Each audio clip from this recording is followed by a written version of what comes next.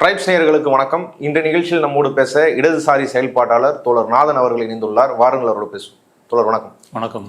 ஈரானோட supreme leader கமினி US மற்றும் Israel நடத்தின தாக்குதலில் கொலை செய்யப்பட்டிருக்கிறாரு.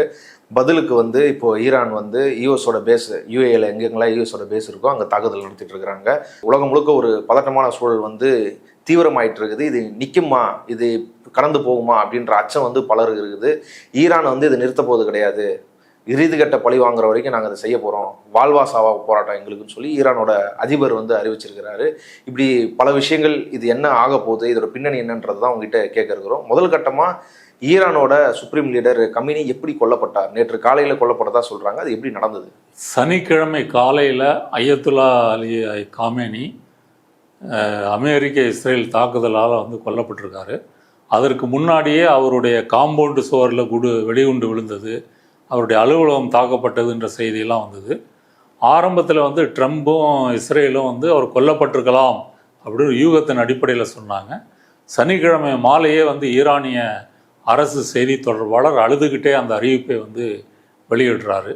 அந்த வகையில் 89 வயது அயத்துல்லா அலி காமேனி என்ற அந்த மதகுரு சுப்ரீம் லீடர், அவர் தான் ஈரானில் நம்பர் 1. அவர் கொல்லப்பட்டிருக்கிறாரு. அவருடைய வயது 89. அவர் 1989 அந்த பொறுப்பில் இருக்கிறாரு. அதிலிருந்து அமெரிக்காவினுடைய பொருளாதார தடைகளாக இருக்கட்டும், இஸ்ரேலினுடைய அச்சுறுத்தலாக இருக்கட்டும், இதையெல்லாம் மீறி அந்த நாட்டை வழிவிட்டு நடத்தக்கூடிய பொறுப்பில் அவர் இருந்தார். அவர் இன்னைக்கு கொல்லப்பட்டிருக்கிறார்.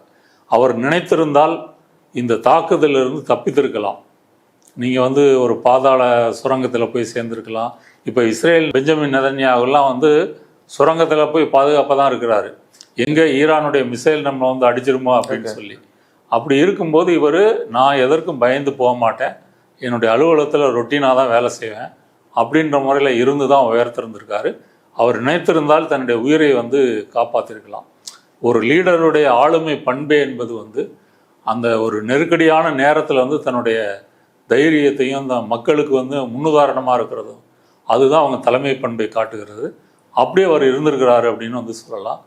இன்னும் அவர்கிட்ட ஒரு வீடியோவில் ஒரு பையன் கேட்குறாரு, அவரை ரொம்ப ரொம்ப கொடுமையானவர், பல கொலைகளை செஞ்ச ஒரு ஆள், அவர் தான் செத்து போயிருக்காருன்னு ரொம்ப சொன்னார். அப்படி ஒரு கொடூரமான ஆள் தானா? இல்லை, கொடூரமான ஆள்னா அது இஸ்லாமியனுடைய சரியத்து ஆட்சி நடக்கிறது. சரியத்தில் மரண தண்டனை உண்டு. இந்த ஹிஜாப் போராட்டமாக இருக்கட்டும் அல்லது டிசம்பரில் இருந்த போராட்டமாக இருக்கட்டும், இதில் ஈரானுடைய பாதுகாவலர்கள் சுட்டு பல பேர் கொண்டிருக்கிறாங்க. ஈரான் அரசு சொல்கிற கவுண்டு 3000, அதில் 500 காவல் அதிகாரிகள் கொல்லப்பட்டிருக்கிறதா சொல்லியிருக்காங்க. அதனால் அங்கே ஒரு அடக்குமுறை இருக்குதுன்றது உண்மைதான், மறுக்க வேண்டியதில்லை. அது ஆனால் அதே சமயம் நீங்கள் அமெரிக்காவினுடைய இந்த பொருளாதார தடை, தாக்குதல், இதெல்லாம் மீறி அந்த நாட்டை அப்படி கொண்டு போகிறதும் ஒரு சிரமமான வேலை. இவரை பொறுத்த வரைக்கும் அப்படி ஒரு மக்களை நேசிக்கக்கூடிய ஒரு தலைவராக தான் இருந்திருக்கிறாரு.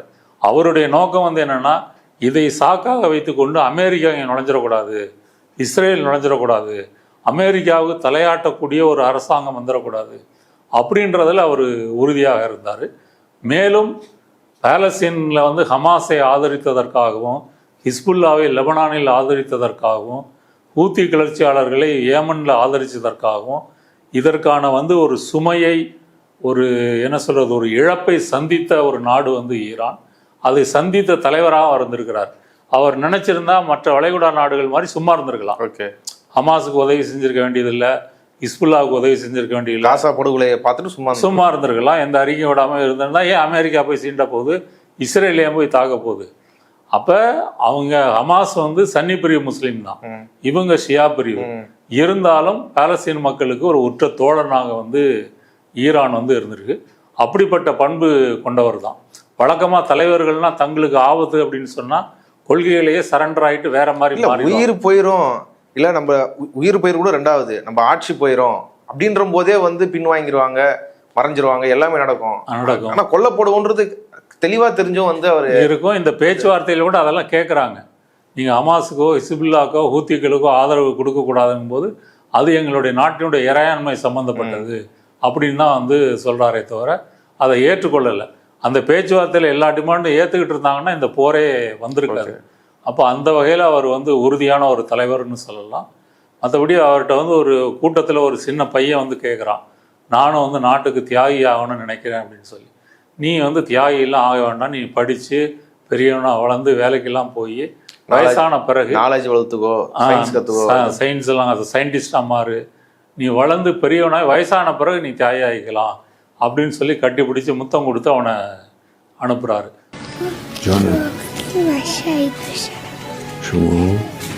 شما اول بزرگ بشین، انشالله قدرتون بلند بشه، درس بخونین و عالم بشین و انشالله برای اسلام مفید باشین.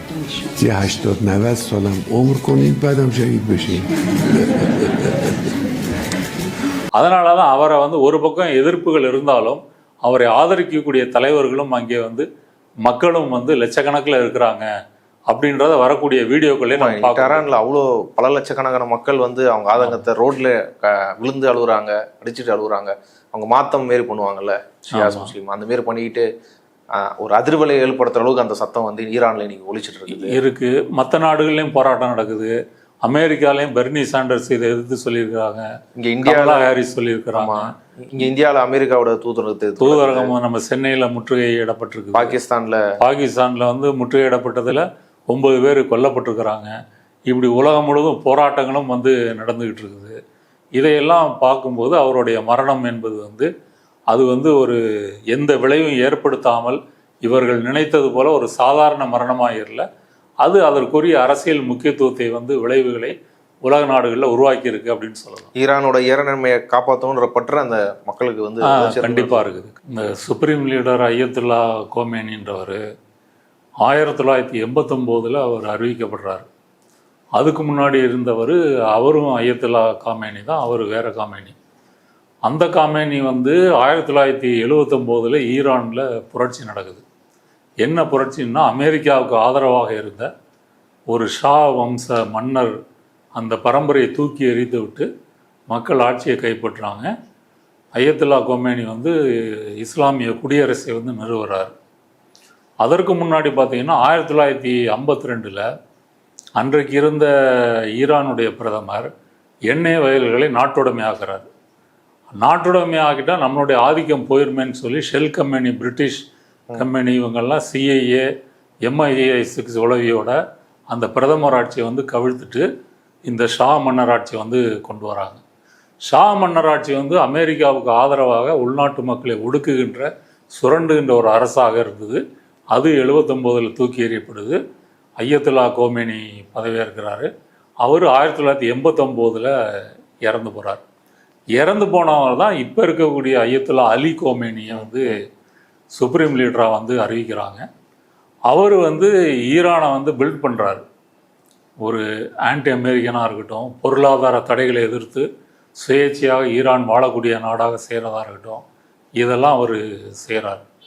ஆனால் என்றைக்கு வந்து அமெரிக்காவை ஈரான் பகைத்து கொண்டதோ அப்போவே அமெரிக்கா இவங்க மேலே ஒரு கண் வைக்க ஆரம்பிச்சிச்சு. 79 புரட்சியிலே பார்த்தீங்கன்னா கிட்டத்தட்ட ஒரு 50க்கும் மேற்பட்ட அமெரிக்கர்களை ஒரு 444 நாட்கள் வந்து கான்சுலேட்டில் வந்து சிறையில் பிடிச்சி வச்சுருந்தாங்க. அதுக்கு பிறகு தான் வெளியே விட்டாங்க. அதை பற்றி படமெல்லாம் வந்திருக்கு. அதன் பிறகு வந்து பொருளாதார தடைகள் விதிக்கப்படுகிறது. விதிக்கப்பட்ட உடனே பிறகு என்ன சொல்கிறாங்க அப்படின்னு சொன்னால், ஈரான் வந்து அணுசக்தியை தயாரிக்குது, யுரேனியத்தை செறிவூட்டி அணு ஆயுதங்களை நோக்கி நகருகின்ற பாதையில் பயணிக்குது இப்படின்னு சொல்லிக்கிட்டு இருந்தாங்க. இதை வைத்து கொண்டு பொருளாதார தடைகள் அதிகரிக்குது. அப்போ அதிகரிக்கும் போது ஈரான் என்ன சொல்லுது, நாங்கள் வந்து அணுவை வந்து அமைதி வழிக்காகவும் ஒரு சிவிலியன் தேவைகளுக்காக தான் தயாரிக்கிறோம், மின்சக்தி இந்த மாதிரி தேவைகளுக்கு தான் தயாரிக்கிறோமே தவிர நாங்கள் ஆயுதங்களை தயாரிக்க போகிறதில்ல. வேணா நீங்கள் வந்து சர்வதேச அணுசக்தி முகமையிலேருந்து வந்து சோதித்து அறிந்து கொள்ளலாம் அப்படின்னு சொல்கிறாங்க. அப்படிலாம் திறந்து விடுறாங்க. அப்போ இதெல்லாம் பார்த்துட்டு ஒபாமா காலத்தில் வந்து ஒரு அக்ரிமெண்ட்டு போட்டு ஈரான் வந்து அந்த கண்காணிப்புக்குள்ளே வருது. பொருளாதார தடைகள் நீக்கப்படுது. அப்படியே கொண்டு போயிருந்தாங்கன்னா இது வேற பிரச்சனை ஒன்றும் வந்திருக்க போகிறதில்ல. ஏன்னா அந்த அணு உலைகளில் சிசிடிவி வைக்கிறது வரைக்கும் ஈரான் வந்து உடன்பட்டு போச்சு. அணுசக்தி முகமை அதிகாரிகள்லாம் வந்து செக் பண்ணிவிட்டு அப்படி இருந்தது. இதை வந்து கெடுக்குகின்ற விதமாக ட்ரம்ப் வந்து தன்னுடைய முதல் டேர்மில் பதவியேற்றார் இல்லையா, அவர் ஒரு வலதுசாரி, கருப்பின மக்கள், அகதிகள், முஸ்லீம்களை வெறுக்கக்கூடியவர். அவர் என்ன பண்ணாருன்னா, ஈரான் வந்து அணு ஆயுதங்களை தயாரிக்குது நமக்கு தெரியாமல் அப்படின்னு சொல்லி அந்த ஒப்பந்தத்திலேருந்து வெளியேறிட்டார். வெளியேறிட்டு மீண்டும் பொருளாதார தடைகளை வந்து விதிக்கிறார். இது வந்து ஃபர்ஸ்ட் டேர்மில் வந்து நடந்தது. அதுக்கு பிறகு 2வது டேர்மில் நடக்கும்போது நீங்கள் வந்து பார்த்தீங்கன்னா, இஸ்ரேல் வந்து காசாவை தாக்குகிறது. கிட்டத்தட்ட இன்று வரை வந்து 71,000 மக்கள், பாலஸ்தீன மக்கள் கொல்லப்பட்டிருக்கிறாங்க. இந்த காசா தாக்குதலை ஒட்டி ஈரானுடைய ஆதரவு பெற்ற லெபனானில் இருக்குல்ல ஹிசபுல்லாக்கள், அந்த ஹிசபுல்லா குழுவினர் வந்து தாக்குறாங்க, இஸ்ரேலை தாக்குறாங்க. அப்புறம் ஹிசபுல்லாக்களை வந்து அவங்கள முறியடித்து வடக்க நோக்கி அனுப்பி ஒரு ஒப்பந்தம் போட்டு அதை முடிச்சிட்டாங்க. ஏமனில் இருக்கக்கூடிய ஹூத்திஸ் கிளர்ச்சியாளர்கள் அவங்களும் ஈரானுக்கு ஆதரவாக செங்கடலில் வந்து போகக்கூடிய அமெரிக்க, இஸ்ரேல் கப்பல்களை தாக்குறாங்க. ஈரானை நோக்கி ட்ரோன்களையும் ஏவுகணைகளையும் வெளியிடுறாங்க. இப்போ இஸ்ரேலை பொறுத்த வரைக்கும் வளைகுடாவில் இருக்கக்கூடிய மத்திய கிழக்கு நாடுகள் எல்லாம் இஸ்ரேலோட நட்பு பாராட்டும் பொழுது ஈரான் மட்டும் ஒரு பகைமை சக்தியாக இருக்குது. அப்போ ஈரானை வந்து எப்படியும் நம்ம விட்டு வைக்கக்கூடாது அப்படின்னு இஸ்ரேல் வந்து நினைக்குது. அமெரிக்காவுடைய நோக்கம் என்னென்னா, மத்திய கிழக்கை நம்ம கண்ட்ரோலில் வைத்துக்கொள்வதற்கு இஸ்ரேல் அவசியம். அப்போ இஸ்ரேலுக்கு வருஷம் பல பில்லியன் டாலர் ஆயுதங்களையும் கொடுக்குறாங்க, பணத்தையும் கொட்டி கொடுக்குறாங்க. ஒரு பேட்டை ரவுடி போல் இஸ்ரேலை வந்து வச்சுருக்கிறாங்க. மற்ற வளைகுடா நாடுகள்ல எல்லாம் ஒரு ஒப்பந்தம் பேசி வந்து அங்கே வந்து இராணுவ தளங்களை வந்து வச்சுருக்கிறாங்க. இந்த இராணுவ தளங்கள் வைப்பதற்கு ஒரு பின்னணி இருக்குது. என்ன அப்படின்னு கேட்டிங்கன்னா, 1980 ஈராக் வந்து ஈரான் மேலே போர் தொடுக்குது. அப்போ வந்து சதாம் ஹுசேன் ஈராக் வந்து அமெரிக்காவினுடைய ஆதரவாளர்களாக இருக்கிறாங்க. அப்போ அமெரிக்காவை எதிர்த்து வந்த ஈரானை வந்து எப்படியாவது சிதைக்கணும்னு சொல்லி அமெரிக்கா நிறைய ஆயுதங்கள்லாம் கொடுத்து அதில் உயிரியல் ஆயுதங்கள்லாம் இருக்கிறதா சொல்லப்பட்டது. ஈரானை வந்து தாக்குது. கிட்டத்தட்ட 10 வருஷம் அந்த போர் நடக்குது. அதில் வந்து ஈரானில் ஒரு 5-10 லட்சம் பேர் இறந்து போகிறாங்க. ஈராக்கில் வந்து 2-5 லட்சம் பேர் இறந்து போகிறாங்க. இரு தரப்புக்கும் ஒரு வெற்றி தோல்வி இல்லாமல் அந்த போர் வந்து முடிகிற.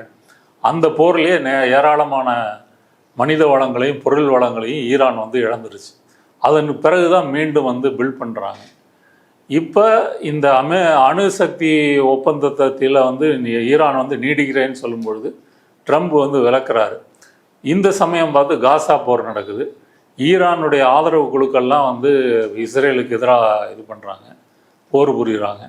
அப்போ ஈரானை ஒழித்தால் மட்டும்தான் மத்திய கிழக்கு முழுக்க நம்ம கண்ட்ரோலில் வரும், இஸ்ரேலோட கண்ட்ரோலில் வரும்னு சொல்லி இஸ்ரேலும் அமெரிக்காவும் முடிவு பண்ணுறாங்க.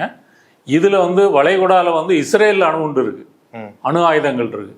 ஆனால் இஸ்ரேல் எப்போதும் அதை வெளிப்படையாக ஒத்துக்கொண்டதில்லை. அப்போ இஸ்ரேல் வந்து அணு ஆயுதம் வச்சிருக்கலாம், ஈரான் வந்து ஒரு அணு ஆயுதம் தயாரிக்கிறது இவங்களுக்கு வந்து குற்றமாக படுது. ஆனால் ஈரான் வந்து கடைசி வரைக்கும் நாங்கள் அணு ஆயுதங்கள் தயாரிக்கலை அப்படின்னு தான் இல்லை. இப்போது வியாழக்கிழமை வரைக்கும் வந்து இங்கே இருக்க ஈரானில் இருக்க மீடியேட்டர்ஸும் அமெரிக்காவில் இருக்க மீடியேட்டர்ஸும் பேச்சுவார்த்தையில் ஈடுபடுறாங்க. சுமூகமான தீர்வு தான் எட்டப்படும் அப்படின்ற அளவுக்கு கேட்டுப்போச்சு. அவங்க வந்து நாங்கள் தயாரிக்கலை, நீங்கள் வந்து நேராக இன்ஸ்பெக்ட் பண்ணிக்கிறோன்ற அளவுக்கு ஈரான் வந்து அமெரிக்காவுக்கு வந்து கிளியரன்ஸ் கொடுத்துட்டாங்க. வாஷிங்டனில் இருக்கக்கூடியவங்களும் அப்படி இல்லைன்றதை அக்னாலேஜ் பண்ணிட்டாங்க. அவங்க வந்து அணு ஆயுதம் தயாரிக்கிற ப்ராசஸில் ஈடுபடல ஈரான்றதை அக்னாலேஜ் பண்ணிட்டாங்க. இப்போ திங்கக்கிழமை இன்னொரு மீட்டிங் ஈரானுக்கும் அமெரிக்காவுக்கும் இருக்கிறதா சொல்லப்பட்டது. இந்த நிலையில் திடீர்னு ஏன் இப்படி ஒரு தாக்குதல் ஈரான் மேலே நடக்கணும்? அந்த பேச்சுவார்த்தையில் வந்து அணு ஆயுதத்தை தயாரிக்கக்கூடாதுன்றது ஒரு அம்சம். அது இல்லாமல் மிச்சம் 2 அம்சங்கள் இருக்குது. என்னென்னா, ஈரானுடைய ஆதரவு குழுக்களுக்கு ஈரான் வந்து நிதி உதவி அளிக்கக்கூடாது. ஹிஸ்புல்லாவுக்கோ ஹூத்தி கிளர்ச்சியாளர்களுக்கோ ஹமாஸுக்கோ ஆயுத உதவி, நிதி உதவி வந்து செய்யக்கூடாது. இஸ்ரேலுக்கு எதிரான போராட்டத்தில் ஆமாம் செய்யக்கூடாது. இது 2வது. 3வது வந்து ஈரான் வந்து இராணுவ ரீதியாக ஒரு பழமையான இராணுவம், பழமையான விமானப்படை, ஒரு பழமையான கடற்படை, ஏன்னா பொருளாதார தடை இருக்கிறதுனால அதெல்லாம் பின்தங்கி இருக்குது. ஆனால் வேறு மிசைல் ஏவுகிறதுல, இந்த பேலஸ்டிக் மிசைல்ஸ்லையும் ட்ரோன் டெக்னாலஜிலையும் ஈரான் வந்து கணிசமாக முன்னேறி இருக்குது. அப்போ அது உண்மை தானே? அவங்க ட்ரம்ப் சொல்கிறாரு, ஈரான் நினச்சா அவங்க மிசைலில் இருந்து அங்கேருந்தே வந்து அமெரிக்காவை தாக்க முடியும் அப்படின்னு நெதன்யாவும் சொல்லியிருக்காரு. அமெரிக்காவை தாக்க முடியுமோ இல்லையோ, இங்கே இஸ்ரேலை வந்து தாக்க முடியும். அப்படி வந்து அந்த மிசைல் டெக்னாலஜியை வந்து நீங்கள் வந்து நிறுத்தணும் அப்படின்னு ஒப்பந்தம் போடுறாங்க. ஈரான் வந்து அணு ஆயுதம் நாங்கள் தயாரிக்கல, அந்த கண்காணிப்புக்கு ஒத்துக்கிறோம், அதற்கு உடன்படுகிறது. ஆனால் ட்ரோன் மிசைல் டெக்னாலஜியை வந்து நாங்கள் நிறுத்த மாட்டோம், அதே போல் எங்கள் ஆதரவு குழுக்கள் பாலஸ்தீனர்களை நாங்கள் ஆதரிப்போம், இது எங்களுடைய இறையாண்மை சம்பந்தப்பட்டது, இதில் விட்டு கொடுக்க மாட்டோம்னு சொல்லுது. அதனால தான் ட்ரம்ப் என்ன சொல்றாரு, இந்த பேச்சுவார்த்தை எனக்கு மகிழ்ச்சி அளிக்கவில்லை அப்படின்னு சொல்லிட்டு செங்கடல்லையும் அந்த ஹொர்முஸ் ஜலசந்திலையும் அமெரிக்காவினுடைய விமானம் தாங்கி கப்பல்களை அனுப்புகிறாரு, மற்ற போர்க்கப்பல்களை அனுப்புகிறாரு. அப்போவே வந்து இவர்கள் வந்து ஈரானை வந்து தாக்குறதுக்கு ஒரு முடிவு எடுத்துட்டாங்க. இஸ்ரேலை பொறுத்த வரைக்கும் இஸ்புல்லா, ஹமாஸு, ஹூத்திகள், இவங்க அப்புறம் ஈரான், இந்த 4 சக்திகளையும் ஒழித்தால் மட்டும்தான் நம்ம மத்திய கிழக்கில் கொடி கட்டி பறக்க முடியும். இதற்கு முன்னாடியே மற்ற வளைகுடா நாடுகள்லாம் இஸ்ரேலோட ஒரு சுமூகமான உறவு வைத்து கொள்ளக்கூடிய ஒரு நிலைக்கு வந்துட்டாங்க. அந்த ஆப்ரஹாம் அக்கார்டுன்னு சொல்லக்கூடிய அந்த உடன்படிக்கை மூலமாக. இப்போ நம்ம ஊரில் இந்த ஃபெகாசஸ் ஊழல் வந்துச்சு இல்லையா, அந்த ஃபெகாசஸ் எல்லாம் வந்து சவுதி அரேபியா கூட வாங்கியிருக்குது. ஓகே, இப்படியெல்லாம் அவங்களுக்கு இஸ்ரேலோட அவங்களுக்கு போக்குவரத்து நெருக்கமெல்லாம் இருக்குது. சில நாடுகள் வந்து ஆப்ரஹாம் அக்கார்டில் கையெழுத்து போட்டாங்க, சில நாடுகள் கையெழுத்து போடுறதா சொல்லியிருந்தாங்க.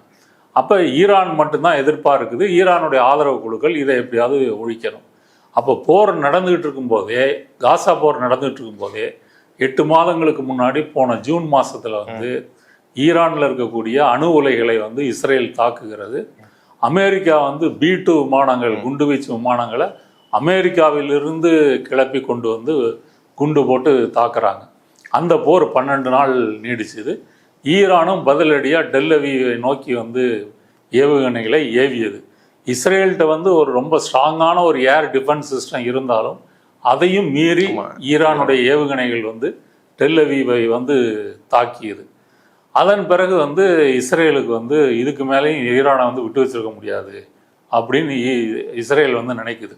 ஏற்கனவே இஸ்ரேலுடைய உளவாளிகள் ஈரானில் வந்து பல சதி செயல்களை நிகழ்த்தியிருக்காங்க. உதாரணத்துக்கு ஹமாஸ் லீடர் கத்தாரில் இருந்த வந்து இஸ்மாயில் கனியே, அவர் வந்து இப்போ இருக்கிற அந்த பெசஸ்கியான்ற அதிபர் இருக்கார் இல்லையா, அவர் பதவியேற்பு விழா, அவருக்கு முன்னாடி இருக்கிற அதிபர் வந்து ஹெலிகாப்டர் ரூபத்தில் இறந்து போகிறாரு. அந்த ஹெலிகாப்டர்லாம் 70களில் உள்ள ஹெலிகாப்டர். அப்போ நல்ல நவீன வகை விமானங்கள், அதற்குரிய பொருட்கள் எல்லாம் வந்து ஈரானில் வந்து கிடையாது. பழைய காலத்து விமானங்களை வச்சு தான் ஓட்டிகிட்டு இருக்காங்க. அப்படிப்பட்ட ஒரு ஹெலிகாப்டர்லாம் பழைய அதிபர் இறந்து போகிறார். புது அதிபராக இந்த பெசஸ்கியான் பதவியேற்பு விழாவில் கலந்துக்கிறதுக்காக இஸ்மாயில் கனியே வந்து வராரு. அவர் ஒரு பாதுகாப்பான ஒரு இராணுவ கட்டிடத்தில் தான் அவரை வச்சுருக்கிறாங்க. அங்கே வந்து வெடிகுண்டு வெடிக்க வைத்தோ ஏவுகணையோ ஏதோ வீச செய்தோ அவரை வந்து கொன்னுடுறாங்க. அப்போவே ஈரான் வந்து எங்கள் நாட்டுக்கு வந்து விருந்தினர் நீ கொன்னுட்ட, அதுக்கு பழி வாங்கும் அப்படின்னு சொல்லியிருக்கு.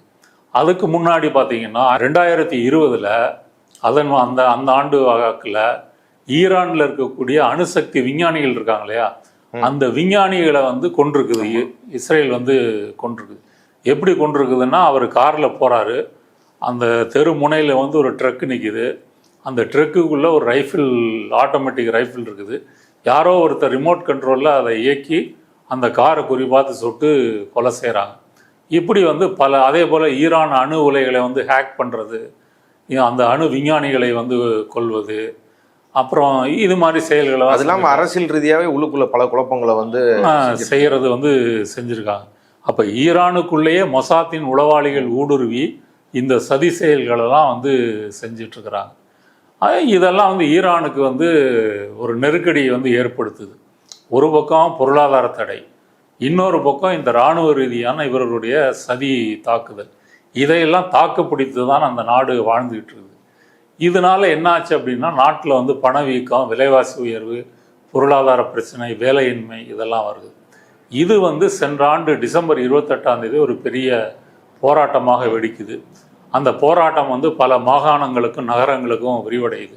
ஈரான் மக்களை பொறுத்த வரைக்கும் அமெரிக்காவையும் எதிர்க்கிறாங்க. அதே போல் தங்களுடைய பொருளாதாரம் வந்து நலிந்து விட்டதுன்னு சொல்லி இந்த ஆட்சி மேலே ஒரு அதிருப்தியும் அவங்களுக்கு இருக்குது. இந்த போராட்டங்கள் நடக்கும்போது ட்ரம்ப் என்ன எதிர்பார்த்தார், இஸ்ரேல் என்ன எதிர்பார்த்தாங்கன்னா, ஒரு ஆட்சி மாற்றம் வரும். அப்போ அப்படியே வந்து எக்ஸ் தளத்தில் வந்து ட்ரம்ப் வெளிப்படையவே போட்டார்ல, ஆமாம் உங்களுக்கு ஒரு நல்ல வாய்ப்பு, நீங்கள் மாற்றிருங்க, இவங்கெல்லாம் நீக்கிருங்க அப்படின்னு அமெரிக்கா அது உதவியாக இருக்குன்றதையும் நாங்கள் வருவோம், அமெரிக்கா வந்து கொண்டிருக்கிற உதவி உங்களை நோக்கி வந்து கொண்டிருக்கிறது அப்படிலாம் வந்து சொன்னாங்க.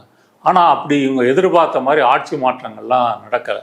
இவங்களை எதிர்பார்த்து அந்த ஷா மன்னனுடைய மகன் பெஹல்வி அவர் வெளிநாட்டில் இருக்கார். அவர் வந்து நான் வாரேன், கிளம்பி வாரேன், எல்லாம் போராடுங்க அப்படின்னு சொல்கிறார். ஆனால் மக்களுக்கு வந்து அந்த ஷா மன்னருடைய மகன் மேலேயும் ஒரு நம்பிக்கை இல்லை. அப்போ அந்த கலகங்கள் வந்து தோல்வியடைந்த நிலையில தான் இப்போ இந்த தாக்குதல் வந்து நடக்குது. இந்த தாக்குதலில் இவங்களுடைய நோக்கம் எப்படியாவது வந்து இந்த காமேனியை வந்து கொல்லணும், அயத்துல்லா காமேனியை வந்து கொன்று விட்டால் ஒரு ஆட்சி மாற்றம் நடக்கும் அப்படின்னு அவங்க வந்து, அதாவது அமெரிக்கா இஸ்ரேல் சேர்ந்து நடத்துகிற ஒரு படுகொலை, இனப்படுகொலை, அதுக்கு எதிராக இவங்க ஒரு வலுவான எதிர்ப்பை வந்து கொடுத்துட்டு இருக்கிறாங்க. மொத்த வளைகுடா நாடுகளையும் கட்டுப்படுத்துறதுல இவங்க ஒரு தலையாக இருக்கிறாங்க. அது ஒரு உணர்வை கடுத்ததில்லை. இவங்க நிற்கிறது வந்து மற்ற நாடுகளுக்கு வந்து ஒரு உணர்வு கடுத்ததில்லை. அது ஒட்டுமொத்தமாக நிப்பாட்டுறதுக்காக காமினி ஒரு உறுதியான தலைவராக இருக்கிறாருன்றதுக்காக அவர் கொல்லசாது. அப்போ ட்ரம்ப் சொல்றது காரணம் இல்லை, அமெரிக்காவுக்கு இவங்களால த்ரெட் இருக்குது, ஈரானால த்ரெட் இருக்குதுன்றது காரணம் இல்லையா? ஆமாம், ஈரானால் எந்த வகையிலையும் அமெரிக்காவுக்கோ இஸ்ரேலுக்கோ எந்த பாதிப்பும் இல்லை. அது ஏற்கனவே பொருளாதாரத்தில் நலிவடைந்த நாடு. அந்த பொருளாதார தடைகள் காரணமாக மருந்துகளாக இருக்கட்டும் அல்லது வந்து டெக்னாலஜியாக இருக்கட்டும் எதுவும் ஈரானுக்குள்ளே வர்றதில்லை. இது வம்படியாக இவர்கள் ஈரானை வந்து வம்புக்கு இழுக்கிறார்கள் அப்படின்னு தான் சொல்ல முடியும். ரெண்டாவது, இப்போ ரஷ்யா வந்து உக்ரைன் போர் நடக்குது இல்லையா, ரஷ்யாவுக்கு வந்து ஈரானுடைய ட்ரோன் வந்து நிறைய சப்ளை ஆகிருக்குது. அப்போ இந்த டெக்னாலஜியில் அவங்க அணு ஆயுதம் தயாரிக்கலைனாலும் கூட டெக்னாலஜி இந்த மிசைல்லையும் மற்றும் ட்ரோன்லேயும் இவங்க முன்னேறிக்கிட்டு இருக்காங்க. அதை விட்டு வைக்கக்கூடாது. அணு ஆயுதங்கள் கூட வந்து செறிவூட்டப்பட்ட தூய்மையான யுரேனியத்தை வந்து 60% அடைஞ்சிட்டாங்க. அது 90% அடைஞ்சிட்டாங்கன்னா அணு ஆயுதம் வந்து உற்பத்தி செய்ய முடியும். இதெல்லாம் இவங்க காரணமாக சொல்கிறாங்க. ஆனால் ஈரான் வந்து அணு ஆயுதங்கள் தயாரிக்கவில்லைன்னு சொல்லுது. பழைய வரலாற்றின்படி பார்த்தாலும் அவங்க கண்காணிப்புக்கு வந்து உட்பட்டிருக்காங்க. அப்போ ஏன் வந்து அமெரிக்கா வந்து தாக்குச்சு? ஏற்கனவே வெனிசுவேலாவில் அதிபரை கடத்தி கொண்டு வந்து அந்த எண்ணெய் வயல் ஆயிலை வந்து கண்ட்ரோல் எடுத்துட்டாங்க. இப்போ மத்திய கிழக்கில் எல்லா நாடுகள்லேயும் அமெரிக்க இராணுவத்தளம் இருக்குது. கத்தாரில் இருக்குது, அமீரகத்தில் இருக்குது, சவுதி அரேபியாவில் இருக்குது, அப்புறம் வந்து துபாயில் இருக்குது, ஜோர்டானில் இருக்குது. இந்த எல்லா நாடுகள்லேயும் இராணுவ தளங்கள் வச்சுருக்கிறாங்க. அது கடற்படை தளமாக இருக்கலாம், விமானத்தளமாக இருக்கலாம், அல்லது மிலிட்ரி பேஸாக இருக்கலாம். இங்கே இருந்துக்கிட்டு தான் இது நடக்குது. ஈரான் வந்து ஷியா மக்கள் அதிகம் வாழக்கூடிய நாடு. மற்ற முஸ்லீம் நாடுகள் வந்து சன்னி பிரிவை சேர்ந்த நாடுகள். இதுலேயும் அவங்களுக்குள்ள ஒரு முரண்பாடு இருக்குது. ரெண்டாவது, ஏமனில் இருக்கிற ஹூத்தி கிளர்ச்சியாளர்களும் ஷியா பிரிவை சேர்ந்தவங்க தான். அவங்கள ஈரான் சப்போர்ட் பண்ணுது. சவுதி அரேபியா, அமீரகம்லாம் ஆரம்பத்தில் குண்டு வீசி அவங்கள ஒடுக்க பார்த்துச்சு, ஒடுக்க முடியலை. இப்படிப்பட்ட வேறுபாடு வந்து இருக்குது. இருந்தாலும் சமீப ஆண்டுகளாக மற்ற வளைகுடா நாடுகளுக்கும் ஈரானுக்கும் ஒரு உறவு நேசம் என்பது வந்துகிட்டு இருந்துச்சு. அப்படி வந்துடக்கூடாது அப்படின்றதும் இஸ்ரேல் அமெரிக்காவினுடைய நோக்கம். இவங்க தூதரர்கள் திறக்கிறதா இருக்கட்டும், பேச்சுவார்த்தை நடத்துகிறதா இருக்கட்டும், அதே போல் இப்போ இந்த அமெரிக்க விமானம் தாங்கி கப்பல், போர்க்கப்பல்கள்லாம் இங்கே வந்த பிறகு கத்தாரோ அமீரகமோ எங்களுடைய ஏர் ஸ்பேஸை வந்து அமெரிக்கா பயன்படுத்தக்கூடாதுன்னு உத்தரவு போட்டிருக்காங்க. இப்படிலாம் வந்து இருந்துச்சு. அப்போ இதை வந்து கொலைய வைக்கணும், ஈரானை வந்து அழிக்கணும், ஆட்சி மாற்றம் வரணும். இது இல்லாமல் வந்து ட்ரம்புனுடைய இன்னொரு பிரச்சனை என்னென்னா, எப்ஸ்டீன் ஃபைல்ஸ் வந்து நாளொரு வண்ணம் பொழுதொரு மேனி, ட்ரம்ப் உள்ளிட்ட அங்கே வந்து பல பேருடைய நற்பெயரை வந்து கரைச்சிக்கிட்டு இருக்கு. அவர் நினைச்சது போல் வந்து ரஷ்யா போரை வந்து நிறுத்த முடியலை. இதற்கு மேலே வந்து உள்நாட்டில் பிரச்சனை. இவருடைய அந்த டேரிஃப் வார்னால் உள்நாட்டில் வந்து பொருட்கள் விலை உயர்ந்திருக்குது, பணவீக்கம் அதிகரிச்சிருக்கு, வேலையின்மை வந்து அதிகரிச்சிருக்கு, பல நாடுகளுடைய எதிர்ப்பை வந்து சம்பாதிச்சிட்டாரு. அப்போ இதிலிருந்து டைவர்ட் பண்ணுறதுக்கும் அவர் இது ஒரு காரணம் அப்படின்றது. எப்ஸ்டீன் ஃபைல்ஸ் உண்மையிலே அவ்வளோ பெரிய ஃபேக்டரா இவருக்கு, ட்ரம்புக்கு அவ்வளோ பெரிய நெருக்கடி இருக்கா? ட்ரம்ப் பேர் மட்டும் அதில் 3000-4000 பேர் வந்து முறை வந்து வருகிறது. அவருடைய ஆதரவாளர்கள்லாம் அந்த ட்ரம்ப் ஃபைல்ஸ் வெளியாவதற்கே காரணம் அவங்க. ஏன்னா அப்படி ஒரு வாக்குறுதி சொல்லி தான் ட்ரம்ப் வந்து பதவிக்கே வந்தார். அதனால் அதுதான் முதன்மை காரணமாக இல்லைன்னாலும் பல காரணங்கள் அதுவும் ஒன்று. முக்கியமாக அமெரிக்க பொருளாதாரம் ஒரு நெருக்கடியில் இருக்குது. அந்த நெருக்கடியிலிருந்து திசை திருப்பும் விதமாக இந்த போரை வந்து அவங்க தொடக்குறாங்க. இதுக்கு முன்னாடி 2003 வந்து ஈராக்கை தாக்குனாங்க இல்லையா, அதற்கு பிறகு பெருமளவு கப்பல்களையும் இராணுவத்தையும் குவித்து இப்போ தான் வந்து தாக்க ஆரம்பிச்சிருக்காங்க. அப்போ வந்து நேட்டோ, ஐரோப்பிய நாடுகள் உதவி செஞ்சிச்சு. இன்னைக்கு ஐரோப்பிய நாடுகள் உதவி செய்யலை. ஐரோப்பிய நாடுகள்லாம் இதுக்கு மேலே நீங்கள் மோதாமல் பேசி தீர்த்துங்க அப்படி தான் சொல்கிறாங்களே தவிர நேட்டோ நாடுகள் யாரும் தங்களுடைய இராணுவத்தையோ விமானப்படையோ கொடுக்கல. இது ஒரு முக்கியமான பாயிண்ட். ஓகே, இந்த கிரீன்லாந்து பிரச்சனையிலாம் அவங்கள வந்து பகைச்சிக்கிட்டார் இல்லையா? இப்போ அமெரிக்காவும் இஸ்ரேலும், குறிப்பாக இதில் அமெரிக்காவோட இஸ்ரேலுக்கு தான் இதனோட ஆதாயம் அதிகம். அதான் இப்போ இந்த போரோட லாபம் வந்து இஸ்ரேலுக்கு தான். ஓகே, ஏன்னா இஸ்ரேலினுடைய எதிர்த்து சண்டையிட்ட குழுக்கள் குறிப்பா ஆமாம், ஈரான் வந்து அழிக்கப்பட்டுச்சுன்னா இருக்கக்கூடிய ஒரு எதிரியும் வந்து ஒழிஞ்சு போவான் அப்படின்றது. அப்போ அமெரிக்கா வந்து அதற்கு உதவி, அமெரிக்காவுக்கு பல வேற காரணங்கள் இருக்குது, இப்படி அவங்க வந்து போடுறாங்க. ஆனால் இந்த போரில் வந்து பார்த்தீங்க அப்படின்னு சொன்னால், தனது அயத்துல்லா அலி கொமேனி வந்து கொல்லப்பட்டாலும் ஈரானுடைய இராணுவம் வளைகுடாவில் இருக்கக்கூடிய எல்லா அமெரிக்க இராணுவ தளங்கள் மீதும் மிசைல்ஸ் வந்து ஏவி இருக்கு. அதே போல் டெல் அவீவ் மேலே வந்து தொடர்ந்து பல ஏவுகணைகளை ஏவி இருக்குது. அவங்க வச்சுருந்த அந்த ஏர் டிஃபென்ஸ் சிஸ்டத்தை முறியடித்து நீங்கள் ஃபோட்டோ வீடியோ வந்து பார்த்தீங்கன்னா பல கட்டிடங்கள் வந்து தரைமட்டமாக்கப்பட்டிருக்குது. எங்கே? டெல் அவீவில். இவங்க தாக்குதலில் தெஹ்ரான் உள்ளிட்ட பல மாகாணங்களில் தாக்குதல் நடத்தியிருக்காங்க. அதில் தெற்கு ஈரானில் இருக்கக்கூடிய ஒரு பள்ளி ஸ்கூலில் வந்து குழந்தைகளை வந்து கிட்டத்தட்ட 150 பேரை கொண்டிருக்காங்க. பெண்கள் பள்ளியில். அது வந்து மிலிட்ரி டார்கெட்டே இல்லை. மொத்தத்தில் ஈரானில் வந்து 200 பேருக்கு மேலே கொல்லப்பட்டிருக்காங்க. அதில் முக்கியமானவங்க வந்து இந்த அயத்துல்லா கொமேனி சுப்ரீம் லீடர், அப்புறம் ஒரு இராணுவ தளபதி, இவங்கெல்லாம் வந்து கொல்லப்பட்டிருக்காங்க. அப்புறம் ரெவல்யூஷனரி அந்த புரட்சிகர காவல்படை அந்த தலைவர்லாம் கொல்லப்பட்டிருக்காங்க. இவங்கெல்லாம் கொல்லப்பட்ட பிறகு ஈரானுடைய ஆத்திரம் கோபம் அதிகமாகி அவங்க எல்லா மிலிட்ரி பேஸையும் வந்து அவங்க தாக்குறது எல்லாம் வளைகுடா நாடுகளில் இருக்கிற யூஎஸோட பேஸை வந்து மிலிட்ரி பேஸை வந்து. ஆனால் கேஷுவாலிட்டிஸும் பொதுமக்களும் ஒருவர் இறந்து போயிருக்காங்க, தவிர்க்க முடியாது. கரெக்டாக இப்போ அந்த ஒரு துல்லியமாக அந்த இடம்னா கொஞ்சம் முன்ன பின்ன விழும் இல்லையா? அது மாதிரி டெல் அவீவில் வந்து இஸ்ரேல் வந்து எவ்வளோ இழப்புன்றதை அறிவிக்கலை. எப்போவுமே இஸ்ரேல் வந்து அதை அறிவிக்க மாட்டாங்க. இப்போ வளைகுடா நாடுகள்லாம் வந்து ஈரான் தாக்குதலை வந்து ஒட்டி அவங்களுக்கு ஈரானுக்கு ஒரு மோதல் முரண்பாடு வரணும் அப்படின்றதான் இஸ்ரேல் அமெரிக்காவுடைய நோக்கம். இப்போ வளைகுடா நாடுகள்லாம் என்ன சொல்கிறாங்க? தங்கள் நாட்டில் வந்து தங்களுடைய இறையாண்மை வந்து பாதிக்கப்பட்டிருக்குது, ஈரான் வந்து எப்படி தாக்கலாம் அப்படின்னு கேட்குறாங்க. அப்போ உன்னுடைய இறையாண்மை வந்து பாதுகாக்கணும்னு சொன்னால் நீ அமெரிக்காவினுடைய இராணுவத்தை எதுக்கு அங்கே வச்சிருக்கிற? எதற்கு அதுக்கு அனுமதி கொடுக்குற? இப்போ வச்சிருக்கிறதுக்கான தேவையே இல்லையே. இப்போ ஈராக் வந்து அமெரிக்காவுக்கு ஆதரவாக, ஈராக்லேயே ஒரு அமெரிக்கன் மிலிட்ரி பேஸ் இருக்கு. இப்போ நீங்கள் தாலிபான்களை தவிர்த்துட்டு பார்த்தா இங்கே ஆப்கானிஸ்தான் கூட வளைகுடா பக்கம் இல்லை, அது இந்த பக்கம் பாகிஸ்தான் பக்கம் இருக்குது. அப்போ வளைகுடாவில் வந்து எந்த எதிரிகளுமே இல்லாத போது எதற்காக மிலிட்ரி பேஸ் வந்து வச்சுருக்கணும்? அதற்கு இந்த நாடுகள்லாம் ஏன் ஒத்துழைக்கணும்? அப்போ இந்த சப்போர்ட்டில் தானே ஈரானை வந்து தாக்குறாங்க. அப்போ ஈரான் வந்து அந்த இராணுவ தளங்களை தாக்குவதற்கு தார்மீக ரீதியான உரிமை இருக்குது. அதை எதிர்த்து கேட்பதற்கு வளைகுடா நாடுகளுக்கு வந்து தார்மீக ரீதியான உரிமை வந்து இல்லை. இவ்வளவு நாள் பொருளாதார தடை விதிக்கப்பட்ட ஈரானுக்கு இந்த வளைகுடா நாடுகள் ஒரு முஸ்லீம் நாடாச்சே, அவங்களுக்கு உதவும் அப்படின்னு சொல்லி பெரிய அளவுக்கு எந்த உதவியும் பண்ணலை. இல்லை, இப்போ இங்கே காஷ்மீரில் வந்து பெரிய அளவிலான போராட்டம் வந்து ஒரு கமினி அவர் இறப்பை ஒட்டி அங்கே ஒரு போராட்டம் பயங்கரமாக நடக்குது. பாகிஸ்தானில் அமெரிக்காவோட தூதரகத்தையே போய் அட்டாக் பண்ணிட்டாங்க, முற்றுகிட்டாங்க, கழுத்தி கடிச்சிருக்காங்க, எல்லாம் நடந்திருக்கு. அவங்க திருப்பி ஃபயர் பண்ணியிருக்கிறாங்க, இங்கே 8 பேர் இறந்துருக்குறாங்க. இப்படி இங்கே நடக்கும்போது ஏன் அங்கே அந்த மாதிரியான போராட்டங்கள் ஈரானுக்கு ஆதரவா இல்லை கமினிக்கு ஆதரவா நடக்கும்? அதான் ஆரம்பத்துலேருந்தே வந்து ஈரான் நம்மளை தாக்கும், அது ஷியா பிரிவு, சன்னி பிரிவு அப்படின்னு சொல்லி அவங்க வந்து அப்படி மக்களை திரட்டி வச்சுருக்காங்க.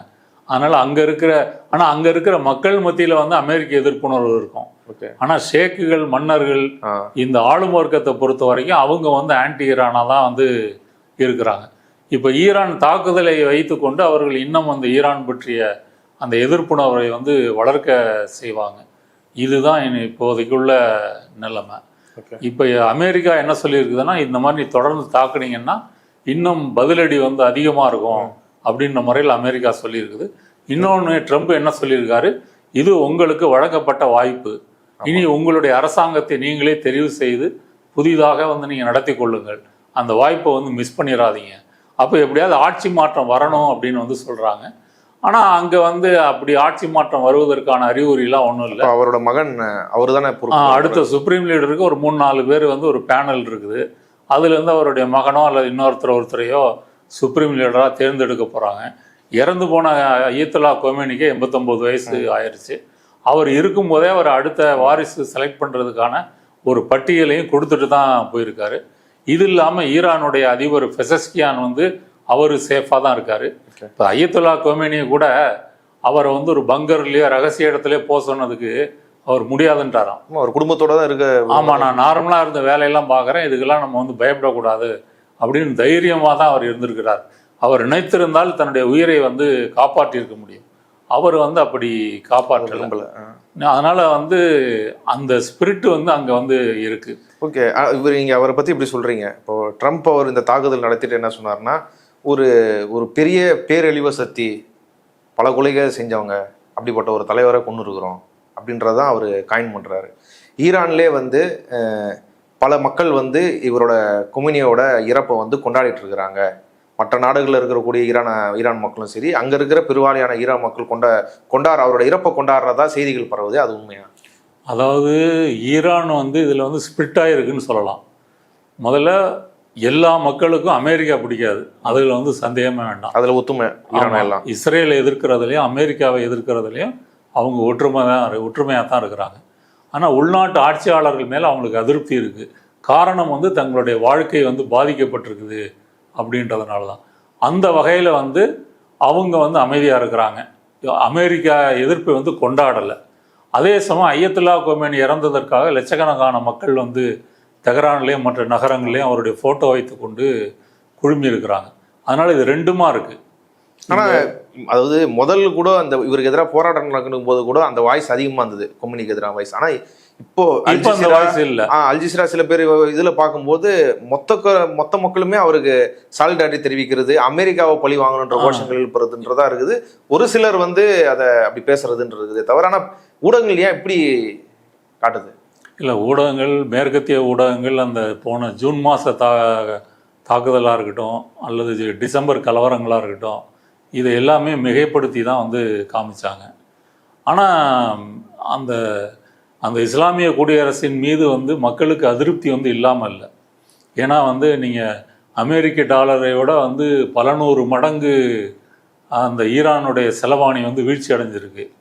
அதனால் வந்து அது ஆக்சுவலாக வந்து ஒரு எலக்ட்ரானிக்ஸ் மார்க்கெட்லேருந்து தான் அந்த போராட்டமே துவங்குது, அந்த கழகமே துவங்குது.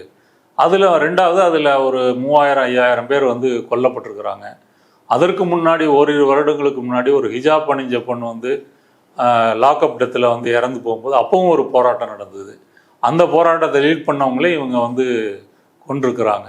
அந்த வகையில் வந்து ஈரான் அரசு மேலே வந்து ஒரு எதிர்ப்புணர்வு என்பது ஒரு பிரிவு மக்கள்கிட்ட வந்து இருக்குது. ஆனால் அது வந்து அமெரிக்காவை ஆதரிக்கக்கூடிய அளவுக்கோ இஸ்ரேலை ஆதரிக்கக்கூடிய அளவுக்கோ அந்த அளவுக்கு குறிப்பாக இவரை கொன்ன நடவடிக்கை ஆதரிக்கக்கூடிய அளவுக்கு கிடையாது, அளவுக்கு வந்து இல்லை. ரெண்டாவது, இதற்கு காரணம் வந்து பொருளாதார தடை அப்படின்ற எண்ணமும் இருக்குது. ஆனால் நீங்கள் யோசிச்சு பாருங்கள், ஒரு 30 ஆண்டுகளாக பொருளாதார தடை வந்திருக்கு அப்படின்னு சொன்னாலே மக்கள் வந்து டயர்டாயிடுவாங்க. அதுக்கு பிறகு நீங்கள் அரசியல், கொள்கை, சித்தாந்தம், இஸ்லாம் மதம் இதெல்லாம் வந்து வேலைக்கு ஆகாது.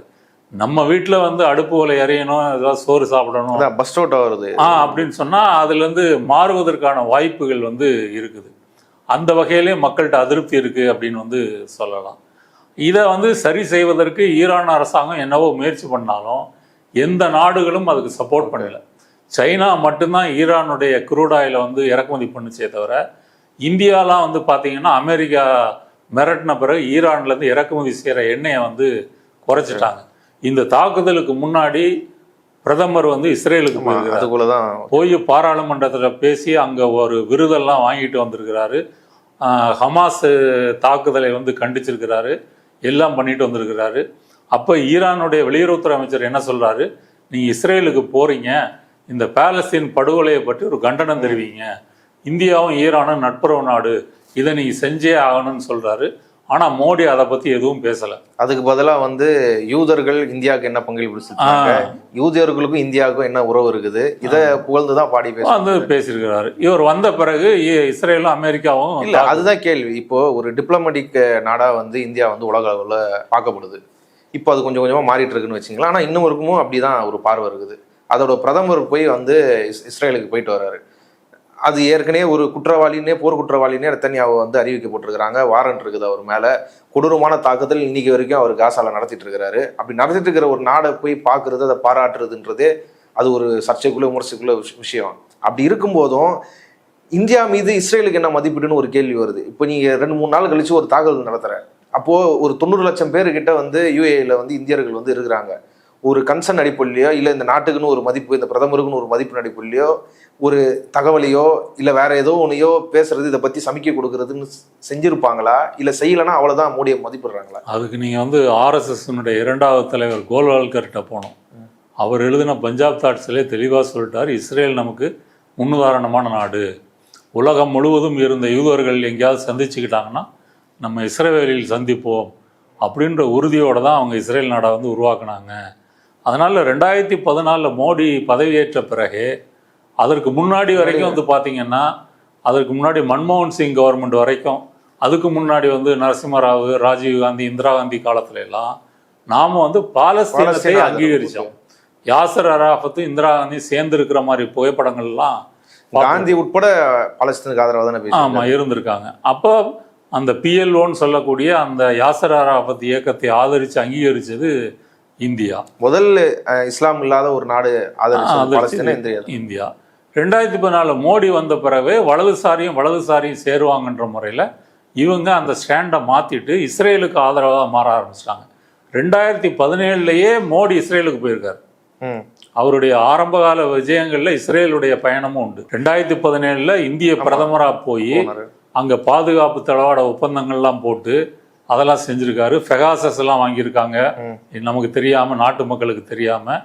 இப்படி வந்து இஸ்ரேலுக்கு நெருக்கமான நாடாக வந்து இந்தியாவை வந்து மாற்றி விட்டார்கள்.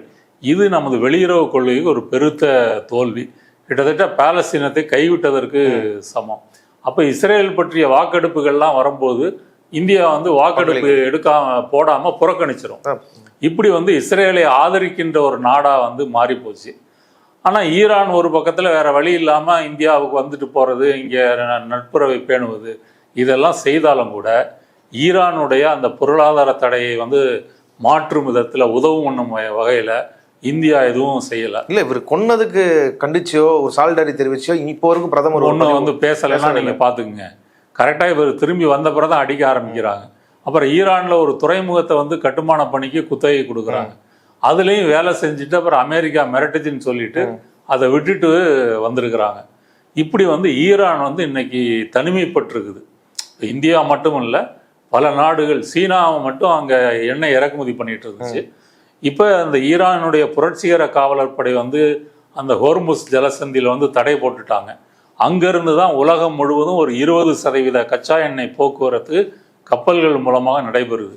இது பாதிக்கப்பட்டால் சீனா, இந்தியா, ஜப்பான், அப்புறம் பல உலக நாடுகள் வந்து அது வந்து ரொம்ப ஹெவியாக பாதிப்பு இருக்கும்.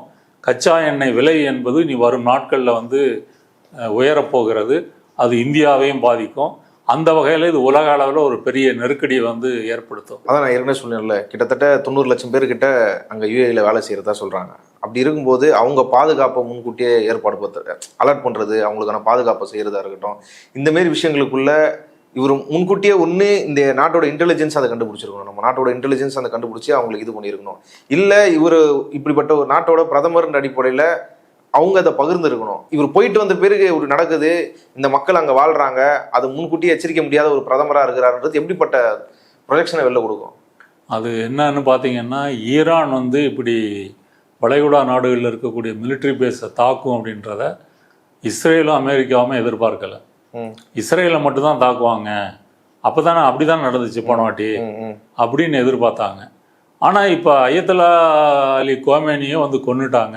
ஆனால் ஈரான் ஏற்கனவே வார்ன் பண்ணியிருக்கு, எங்கெல்லாம் வந்து பேஸ் இருக்கோ அமெரிக்கன் பேஸ் நாங்கள் அட்டாக் பண்ணுவோம். அப்படி இவங்க வந்து மெத்தனமாக இருந்துட்டாங்க அப்படின்னு சொல்லலாம். ஈரானாவது தாக்குறதாவது அப்படின்ற முறையில். ரெண்டாவது, எல்லா இடங்களையும் அமெரிக்கா வந்து உத்தரவாதம் கொடுத்துருக்கு, ஏவுகணைகள் வந்தால் அதை வழிமறித்து தாக்குகின்ற அந்த ஏர் டிஃபென்ஸ் சிஸ்டத்தை அவங்க நாட்டில் வந்து வச்சுருப்போம் அப்படின்னு சொல்லி அப்படியெல்லாம் இடையை மறிச்சிருக்கிறாங்க. அதையும் மீறி வந்து தாக்கியிருக்குது. மற்றபடி மோடியினுடைய பிரச்சனை வந்து என்ன அப்படின்னு சொன்னால், அவர் இஸ்ரேலினுடைய அமெரிக்காவினுடைய முழு அடியாளாக இந்தியாவை வந்து மாற்றி விட்டார் அப்படின்றது தான். இப்படி மாற்றி விட்டதுனால அவங்க 2 பேருக்கு எதிராக வந்து இது வரைக்கும் கண்டனம் தெரிவிக்க முடியல, ஒரு மேலோட்டமான ஒரு அறிக்கையை கூட கொடுக்க முடியல. வளைகுடாவில் இருக்கக்கூடிய இந்தியர்கள் உயிருக்கு ஆபத்து, அவர்கள் தான் இன்னைக்கு வந்து பெருமளவு அந்நிய செலவாணியை வந்து நம்ம நாட்டுக்கு வந்து அனுப்பிக்கிட்டு இருக்கிறாங்க. இப்போதைக்கு நீங்கள்லாம் ஒரு சேஃபான இடத்துல இருங்க, தூதரகத்தோட ஒரு தொடர்பில் இருங்க அப்படின்னு மட்டும்தான் சொல்லியிருக்காரு. ஒரு கால் ஈரானுடைய தாக்குதல் வந்து இன்னும் தீவிரமாக அதிகரிக்கும் பொழுது அவர்களையெல்லாம் வந்து இங்கே கூட்டு வர்றதுக்கு வந்து நம்மக்கிட்ட விமானங்களே இல்லை. முன்ன ஏர் இந்தியா கவர்மெண்ட்டுக்கிட்ட இருந்துச்சு, நீங்கள் கூட்டிகிட்டு வருவீங்க. இப்போ ஏர் இந்தியாவில் கூட்டு வரணும்னா ஒருத்தர் நீங்கள் காசு கொடுத்து தான் கூட்டிகிட்டு வரணும். அதனால் நீங்கள் சொல்வது போல் இதுக்கான ஒரு முன் தயாரிப்போ, ஏன்னா அமெரிக்கா வந்து அங்கே போர்க்கப்பல்களை வந்து அனுப்பி தயாராகின்ற சூழல் என்பது 1 மாதம் முன்னாடியே இருக்குது. அப்போவே நீங்கள் எதிர்பார்த்து இனிமேல் வந்து சேஃப் இல்லை, நீங்கள் வந்து கொஞ்ச நாளைக்கு இந்தியாவுக்கு வந்துடுங்க, இல்லை அங்கேயே சேஃபான இடங்களுக்கு போங்க. ஏன் நான் அழுத்தி கேட்குறேன்னா, அவரோட ரொம்ப பெஸ்ட் ஃப்ரெண்டுன்னு நிற்கிறாங்க 2 பேரும், ட்ரம்ப்பும் மோடியும். இப்போ இவரும் வந்து நல்லா பெஸ்ட் ஃப்ரெண்டாக தான் தெரிறாரு நெத்தன்யாவும். தெரிஞ்சிருக்கணுமே இவருக்கு. ஃப்ரெண்டுன்னா 2 பேரும் சம அந்தஸ்தில் இருந்தால் தாங்க ஃப்ரெண்டு. இப்போ ட்ரம்புக்கும் மோடிக்கு இருக்க ஃப்ரெண்டுன்னு சொல்ல முடியாது. ஃப்ரெண்ட் இல்லையா அவங்க? ட்ரம்போட அடிமை தான் மோடி. ட்ரம்ப் வந்து ஒரு 100 முறைக்கு மேலே வந்து ஆப்ரேஷன் சிந்தூரை நிறுத்திட்டேன்னு சொல்லியிருக்காரு. மோடி எங்கேயாவது மறுத்தாரா? மறுக்கலை. இந்த போர் நிறுத்தத்தை முதல்ல வந்து சமூக வலைத்தளங்களில் வெளியிட்டது யாரு? ட்ரம்ப். US steel. ஆமாம். அப்புறம் அமெரிக்க வர்த்தக ஒப்பந்தத்தை வரலாற்றிலே இல்லாத அளவுக்கு அதையும் வந்து சமூக வலைத்தளத்தில் வெளியிட்டதும் ட்ரம்ப் தான். அதில் அவர் இன்னொன்று சொல்கிறாரு, இந்தியா ஏற்றுமதி செய்கிற பொருளுக்கு நம்ம 18% வரி போடுவோம் சொல்லிடுறாரு. இப்படி சொல்கிறாரு. விவசாயத்தை திறந்து விட்டுருக்கிறாரு. அமெரிக்காவினுடைய அணுசக்தியை வந்து நீங்கள் வாங்கிக்கணும் அப்படின்னு சொல்லி ரஷ்யா கிட்ட என்ன கூடாது. அந்த அணு உலைகள் வந்து விபத்து ஏற்பட்டால் அதற்கு நட்டம் வந்து நாங்கள் கிடையாது, நீங்கள் தான் கட்டணும் அப்படின்னு சொல்லியிருக்காரு. அப்புறம் வந்து F-35 உள்ளிட்டு பல விமானங்கள், மிலிட்ரி உபகரணங்களை வாங்கணும்னு சொல்லி தலையில் கட்டியிருக்காரு. ரஷ்யா கிட்ட என்ன வாங்காமல் வாங்கக்கூடாது. அப்போ அமெரிக்காட்ட என்ன வாங்கணும், வெனிசுலா என்ன வாங்கணும், இப்படி ஒரு தரப்பான ஒரு அடிமை ஒப்பந்தங்களை போடுகின்ற ஒரு நபராக தான் இவர் இருக்கிறாரே, ட்ரம்ப் இருக்கிறாரே தவிர ஒரு சரிக்கு சமமான நட்பு வந்து இல்லை. அங்கே அமெரிக்காவில் பணியாற்றிய இந்தியர்கள்லாம் கைகால் சங்கிலி போடப்பட்டு இங்கே கொண்டு வரப்பட்ட போது கூட மோடி வந்து ஒரு பெயரளவு எதிர்ப்பு கூட தெரிவிக்கலை. கொலம்பியா, மெக்சிகா போன்ற சின்னஞ்சிறு நாடுகள்லாம் எதிர்ப்பு தெரிவிக்கும் போது இந்தியா வந்து அதற்கு அமெரிக்கா பக்கத்திலே இருக்கிறாங்க, அவங்க எதிர்ப்பு தெரிவிக்கிறாங்க, இந்தியா வந்து எதிர்ப்பு தெரிவிக்கல. அதனால மோடி காலத்தில் வந்து இவங்க இஸ்ரேலுக்கும் அமெரிக்காவையும் ஆதரிக்கின்ற, அவர்கள் சொல்லுகின்ற உத்தரவுகளுக்கு கட்டுப்படுகின்ற ஒரு நாடாக இந்தியாவை வந்து மாற்றிவிட்டார்கள் அப்படின்னு சொல்லலாம். இன்னும் சொல்ல போனால் அந்த இஸ்ரேல் இராணுவத்தில் கூட இங்கே வேலைக்கு தேடி போகிறாங்க இல்லையா, இஸ்ரேல் வந்து அங்கே காசாவை தாக்கிக்கிட்டு இருக்குது. இஸ்ரேலை நோக்கி ஈரான் தாக்குது, ஹிஸ்புல்லா தாக்குது, ஊத்திகள் தாக்குறாங்க. அப்படி ஆபத்தான நிலைமையில் வந்து வெளிநாட்டு தொழிலாளிகள் இந்தியாவிலேருந்து தான் அங்கே போய் வேலை செய்கிறாங்க. இப்படி சொந்த நாட்டு மக்களையே ஒரு வார்சோனுக்கு அனுப்பி வேலை பார்க்க வைத்த நாடு வந்து இந்தியா தான். அதுவும் மோடி காலத்தில் தான் வந்து நடந்திருக்குது. அதனால் இப்படி கூட்டி கழித்து பார்த்தீங்க அப்படின்னு சொன்னால், ஈரான் வந்து கடும் கோபத்திலையும் ஆத்திரத்திலையும் இருக்கும் பொழுது அது இன்னும் தாக்குதலை வந்து அதிகப்படுத்தினால் வளைகுடா நாடுகளுக்கும் வந்து பிரச்சனை, இஸ்ரேலுக்கும் பிரச்சனை. இஸ்ரேல் வந்து அவங்க சொல்லிக்கிட்டு இருந்த அந்த அயன் டோம் சிஸ்டமாக இருக்கட்டும், எல்லாமே இன்னைக்கு வந்து வேலை செய்யலை. அதையும் மீறி வந்து ஈரானுடைய ஏவுகணைகள் வந்து நுழையுது. அதனால் இப்போதைக்கு இந்த போர் வந்து முடிய போகிறதில்ல. அதே போல் நினைத்தது போல் இவர்களோட ஆட்சி மாற்றமும் அங்கே வந்து வரப்போகிறதில்ல. அதுதான் இப்போதைக்கு நிலைமை. தேவையில்லாமல் ஒரு போரை வந்து தொடங்கிட்டாங்க, ஆனால் அதோட நோக்கம் தவறாக இருந்தாலும் அந்த நோக்கம் நடக்க போகிறது இல்லை. அதுதான் இதோட முடிவு. இவ்வளோ நேரம் இந்த செய்தி குறித்து பல்வேறு விஷயங்களை பகிர்ந்து கொண்டதுக்கு நன்றி.